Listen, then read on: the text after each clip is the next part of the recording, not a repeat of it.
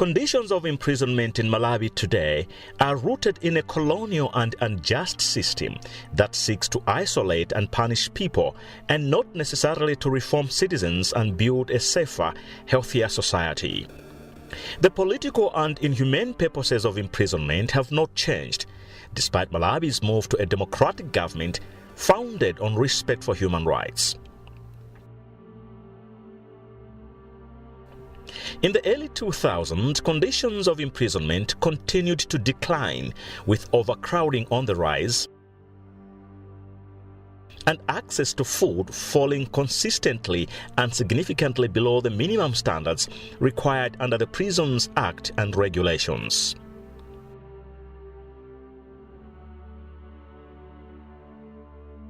Prisoners are disproportionately vulnerable to being infected with diseases like HIV and tuberculosis.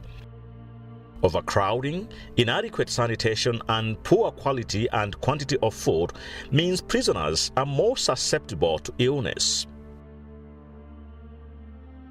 Despite that many prisoners living with HIV during this time had access to antiretroviral treatment, many continued to suffer and die as their inability to access adequate food in prisons meant they couldn't take their medication effectively.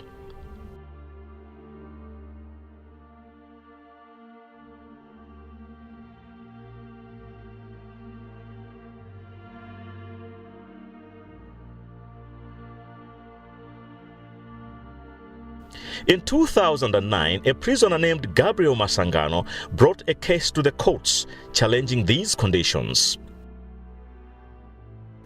The Malawi High Court held that conditions of imprisonment were so bad that they violated the prohibition on torture and inhuman and degrading treatment in the Constitution. The court ordered government to radically change the system and ordered that the prison population be reduced by half within 18 months.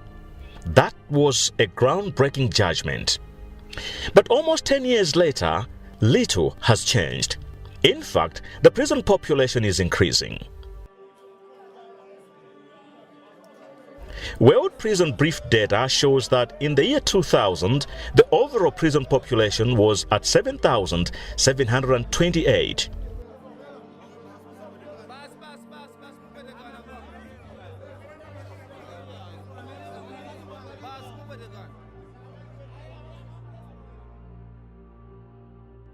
In January 2018, the prison population numbered at 14,790 persons.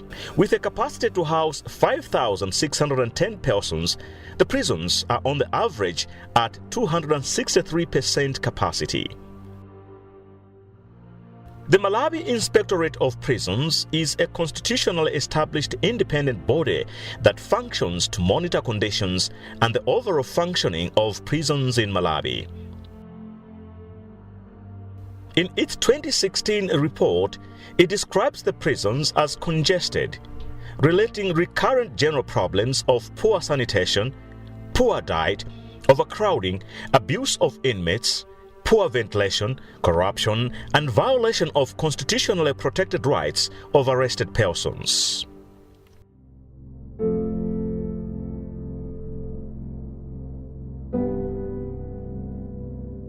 Many years after the Malawi High Court ordered a radical reform on the poor conditions of imprisonment, prisoners continue to find themselves in inhumane and degrading conditions that are harmful to the reformative aims of imprisonment and a threat to public health. Dr. H. Kanyongolo is a professor of law at Chancellor College, the University of Malawi. During Malawi's era as a one-party state, he was imprisoned for 15 months, between 1983 to 1984 as a political prisoner. It was another world, completely another world. I mean, in the morning, 10 o'clock, you are sitting in a university classroom, having a lecture. A few hours later, you are being pushed into a room with absolutely nothing in it. Absolutely nothing in it. It's a bare room and you're locked down. Harrison Masangano spent 15 years in prison for armed robbery at Zomba, CHREAA and Mikuyu prisons. The conditions, honestly, very poor, beyond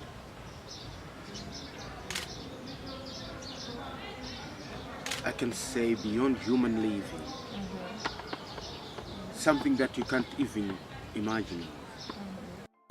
Boxten Kudziwe was arrested in 2006 and charged with murder and armed robbery. He remained in prison until 2013 on remand. When he finally faced trial, he was acquitted of both charges and released an innocent man. He spent 7 years and 6 months awaiting trial at the CHREAA prison. To me, I take prison conditions as a trap to human living. The conditions is more than worse. I remember during this period of 2006 to 2014, a lot of people has lost their lives, burst in prison, serving their sentences or awaiting trial.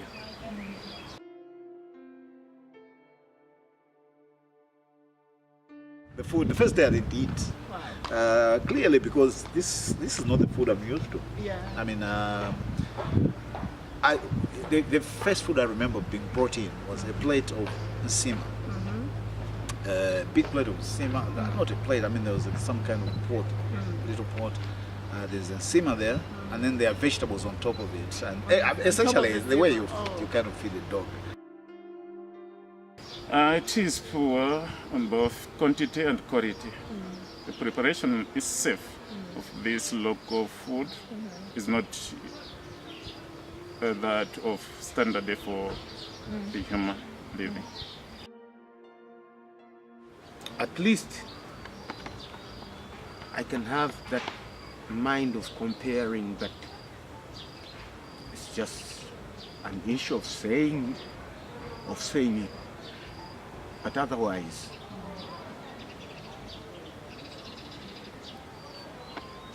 it's beyond that. We could sleep on an empty stomach. For how many days would that happen? 3 days. Maybe on the 4th day, we could be provided with porridge.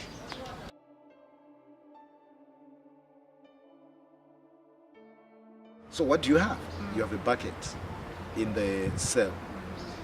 Quite frankly, of all my experiences for 15 months, if there is something that captures the inhumanity of treating a person, or the meaning of inhumanity, dehumanizing, I discovered it. I think for me, nothing else throughout my experience represents that dehumanizing effect, where you are compelled to sit on a toilet in front of 8 people, you have diarrhea.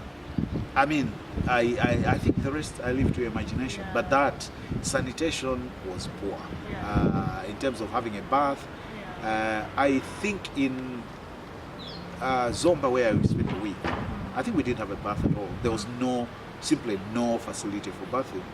Once we were taken to a tap, a standalone tap in the garden, and told, well, you can have a bath there. I mean, on it, it's just a little tap. Whereby in each and every night, people do wait on a line to assist themselves or at the toilet. But the sanitation, coming back to the specific issue of sanitation, was extremely poor. But not just poor in a health kind of way, but also poor in terms of its failure to respect human dignity and the right to privacy. So there's a bucket there, everybody's doing their business, and in the morning one of you is assigned to carry it and then empty it. And so we took turns to do this.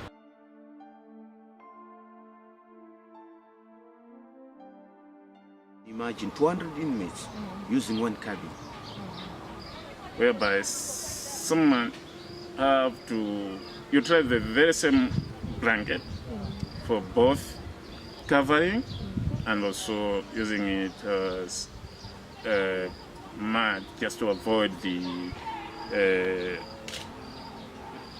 pains from the grounds, from the concrete cement. This part got so hardened that essentially I think it died. You are not feeling it. Just like sometimes, with a corn, you can even cut it with a razor blade. We sat there and cut parts of this because it just had become so hard. I mean, you could literally just... sleeping on the floor was not easy. Sleeping on the concrete floor for 15 months was not easy at all. Prisoners are people. They have families and lives, and have the capacity to grow, change, and dream for their futures. Some people survive these conditions, but the effects are lifelong. I think though the most serious was the psychological. Nobody ever talked about it. Up to now, nobody ever talked about it. You go to jail, you get released, and it's assumed you are thrown into the world.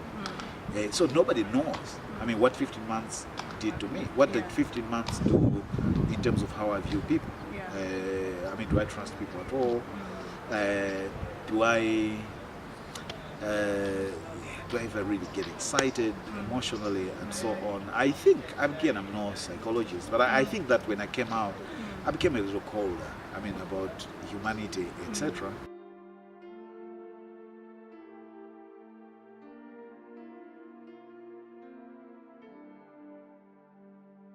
First, in 2 years' time of my imprisonment, my wife sold my house, which was located in Bangwe, and from there she left. And she left my 2 daughters with my parents, who were aged by then, who had no any source of assistance. And this made my time in prison very hard.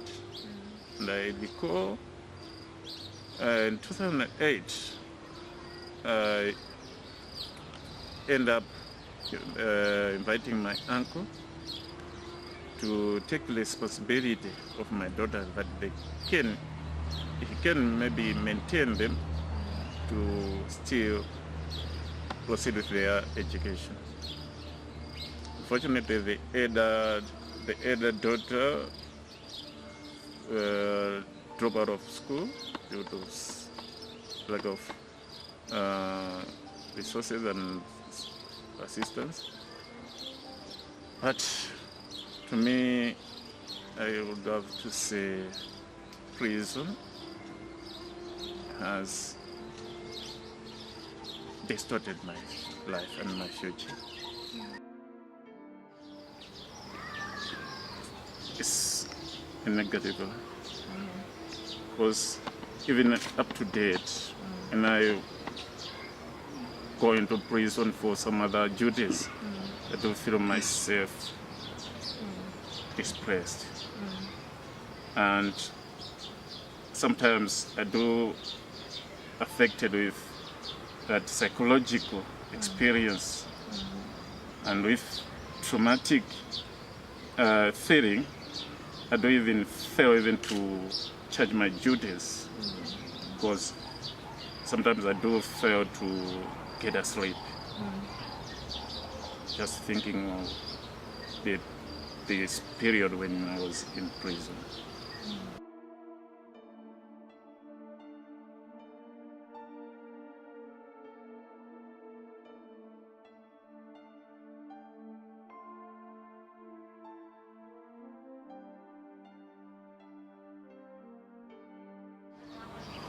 Does affect me completely and negatively, for that matter.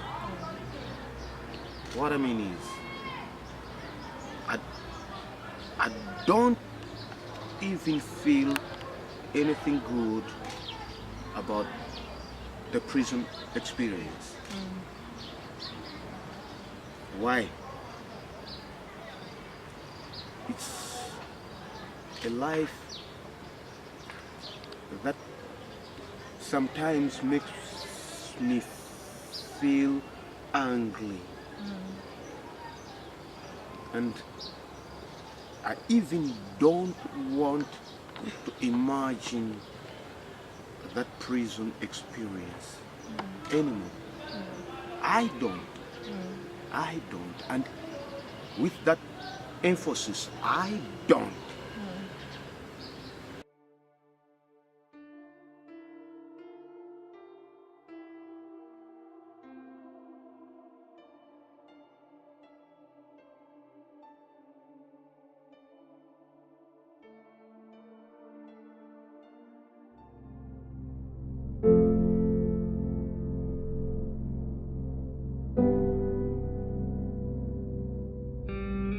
In the case of Mr. Abutu Piri, he entered Maula prison a healthy 26-year-old man. Abutu Piri kwa kamera mamudziwa nali nyamana matanzi nali befulo nali dosi nali beso matenda oti nali wose kuchoka ku mwana wake nali mpata sana kulegedwa. During his time there, he became so malnourished. Because he was unable to access food and adequate health care in prison, his brother Yelet Sinda is aggrieved by his brother's death. His family were not informed of his death, nor did they receive his body to bury him. No inquest has to date been made into his death, as is required by Malawi's Prisons Act. Mr. Piri developed a condition relating to malnutrition called pellagra. In the late stages of pellagra, patients can develop paranoia and psychosis. Mr. Piri was put into isolation in prison on the basis of his suffering from these effects of malnutrition and died shortly after he was transferred to hospital, having starved to death.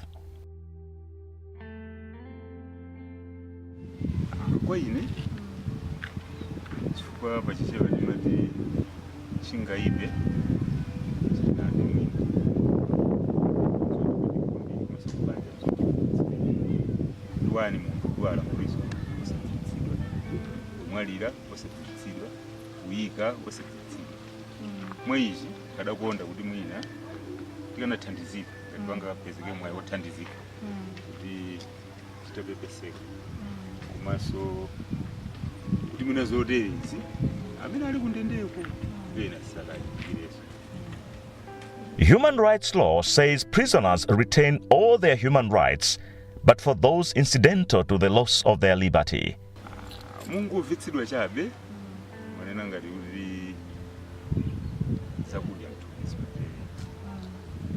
ndi pake mana kuti kani imwina itatengedwa pena pake kuti kwa wotsala ali mndendewo sakachidikira asapatsa zakudya zimene kwa kundende sikokazulizira kwampanga mutasi. A prison sentence should not mean a death sentence.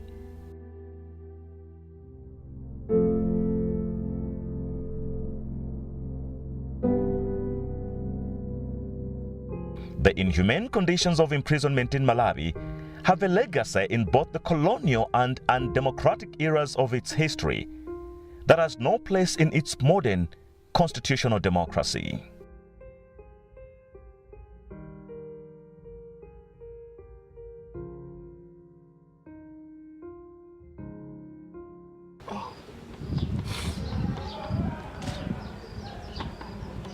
It's the life that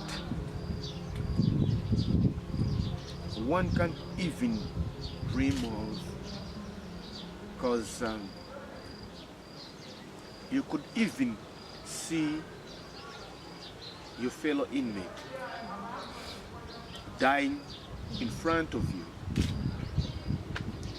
just because of hunger.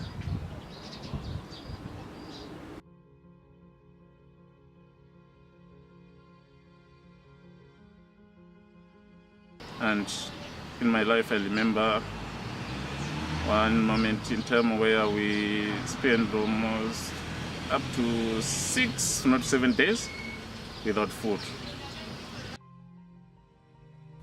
Human rights activists and ordinary citizens are demanding for things to change.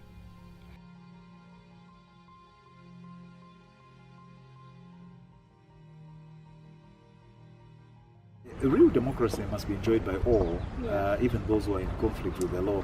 And we're not saying they shouldn't be punished. They should be punished, but then consistently with democratic norms as well, of which recognize human rights and that aspect of human dignity. The starting point must be that everybody is a human being, and there are certain minimum levels of treatment below which we cannot go as a nation. My name is Victor Muhango. I'm the Executive Director for the Center for Human Rights Education, Advice and Assistance, CHREAA. CHREAA is a national human rights organization that works at promoting the rights of vulnerable groups in Malawi. As a human rights activist, I want my government to respect and promote the Constitution. I want to see my government respecting Section 42 of our Constitution. Section 42 of our Constitution provides for the basic human rights needs of our prisoners. So I want to see my government respecting that. My name is Justice Manda. I'm in charge of the High Court and also chairperson of the Prison Inspectorate. First of all, there should be a broad understanding that prisons are places of reformation and rehabilitation, and not just incarceration. A realization that confinement by its own causes mental anguish and stress. An acceptance that the current prison conditions in Malawi are inhumane and degrading, and that this is a fact which the Constitution Court in Malawi pointed out.